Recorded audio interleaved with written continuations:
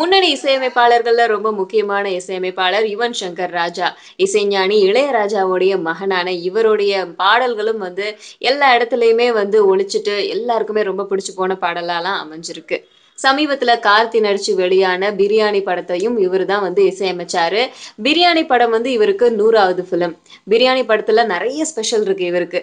இவருடைய 100வது படம் மட்டும் இல்லாம பிரியாணியே இவருக்கு ஒரு ஸ்பெஷல் தான். ஏன்னா, பிரியாணி எப்பயுமே முஸ்லிம்க்கு ஒரு ஃபேவரட்டான ஸ்பெஷலான டிஷ். இதுக்கும் யுவன் சங்கர் ராஜாக்கும் என்ன சம்மந்தம் அப்படின்னு கேட்டா, அதுல ஒரு விஷயம் இருக்கு. ரீசென்ட்டா தான் யுவன் சங்கர் ராஜா இஸ்லாம் மதத்துக்கு மாறினாரு. இதனால அவங்க வீட்ல நெறைய பிரச்சனைகள் வந்தது. இளையராஜா வீட்ட விட்டே போயிட்டாரு. அப்படி இப்படின்னு நெறைய விஷயங்கள்லாம் வெளியாச்சு. ஆனா யுவன் சங்கர் ராஜா இதெல்லாம் போய் வீட்ல இருக்கிற எல்லாருடைய சம்மதத்தோட தான் நான் இஸ்லாம் மதத்துக்கு மாறினேன் அப்படின்னு சொன்னாரு. அப்பப்ப மசூதிக்கெல்லாம் போயிட்டு தொழுகையெல்லாம் பண்ணாரு. நேத்து ரம்ஜான் முஸ்லிம்ஸ் எல்லாருமே ரொம்ப சந்தோஷமா இந்த ரமலான் பண்டிகையை கொண்டாடி இருப்பாங்க.